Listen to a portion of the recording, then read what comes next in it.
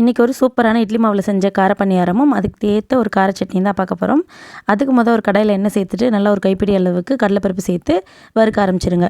இந்த கடலைப்பருப்பு உளுத்தம்பருப்பை விட அதிகமான டைம் எடுக்கும் செவக்கிறதுக்கு. ஸோ ரெண்டையும் ஒரே டைமில் போட்டிங்கன்னா உளுத்தம்பருப்பு கரிஞ்சிரும். ஸோ கொஞ்சம் பொரிய ஆரம்பித்ததுக்கப்புறமா ஒரு கைப்பிடி அளவுக்கு உளுத்தம்பருப்பையும் அதில் சேர்த்து வறுத்தோன்னா ரெண்டும் ஈக்குவலாக ஒரே மாதிரி கலரில் இருக்கும். இப்போ இது கூடவே வெட்டி வச்சுருந்த வெங்காயம், கருவேப்பிலை இதையும் சேர்த்துக்கோங்க. உங்களுக்கு காரத்துக்கு பச்சை மிளகாவும் இல்லை காஞ்ச மிளகாவும் பிடிக்குன்னா பொடிசா நறுக்கி அதையும் சேர்த்துக்கோங்க.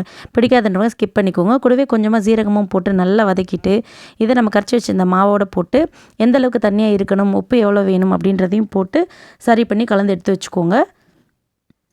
அவ்வளோதான். இது இந்த பணியாரத்துக்கான பேட்டர் ரெடி ஆயிடுச்சு. இப்போ நம்ம பணியாரக்கல்லை சூடு பண்ணிவிட்டு அதில் ஊற்ற ஆரம்பிச்சிடலாம்.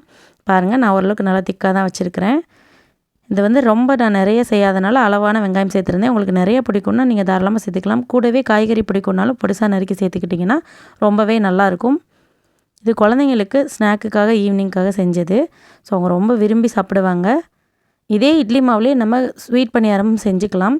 இட்லி மாவில் எப்படி இருக்கும்னு நினைக்க வேணாம். நிறைய பேர் புளிச்ச மாவில் செய்வாங்க. ஆனால் இந்த ஃப்ரெஷ்ஷாக ஆட்டின மாவில் சூப்பராக இருக்கும். அதாவது ஃப்ரெஷ்ஷாக ஆட்டினதுன்னா ஒரு நாள் புளிக்க வச்சது. பாருங்கள், இப்படி லைட்டாக கலர் வந்தோடனே திருப்பி விட்டுட்டு திரும்ப லைட்டாக எண்ணெய் மேலாப்பில் விட்டு கொஞ்சமாக இப்போ திருப்பி விட்ட பக்கமும் மேல் பக்கம் லைட்டாக மாவு இருக்கும். ஸோ திரும்ப ஒரு தடவை லைட்டாக திருப்பி போட்டு எடுத்துட்டோன்னா பணியாரம் ரெடி. இப்போ இதுக்கு தேவையான ஒரு சட்னி ரெசிப்பியும் பார்க்க போகிறோம். இந்த சட்னி இந்த பணியாரத்தோட ரொம்ப ரொம்ப சூப்பராக இருக்கும். இந்த மாதிரி ரெண்டு பக்கம் ஒட்டாமல் வந்துருச்சுன்னா அது ரெடி ஆயிடுச்சுன்னு அர்த்தம். வாங்க இப்போ அந்த சட்னி எப்படி செய்யுதுன்னு பார்த்துடலாம். அதுக்கு அதே கடாயில் எண்ணெய் சேர்த்துட்டு கொஞ்சோண்டு கடலைப்பருப்பு, கொஞ்சமாக உளுத்தம் பருப்பு ஆகிய அதே மாதிரியே ரெண்டும் ஒரே டைமில் ரோஸ்ட் ஆகிற மாதிரி வறுத்துக்கோங்க.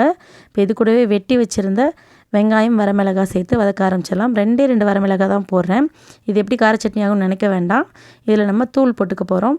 ஸோ அதனால் இந்த வெங்காயத்தையும் போட்டு நல்லா வதக்கி விட்டுக்கலாம்.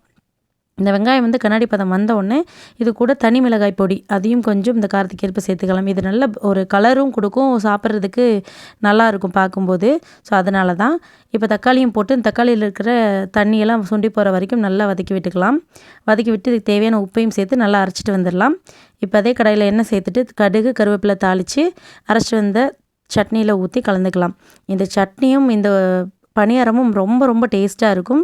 கண்டிப்பாக ட்ரை பண்ணி பாருங்கள். சிம்பிளான ரெசிபி தான். இது ஒரு நேரம் டிஃபனாக கூட நம்ம எடுத்துக்கலாம்.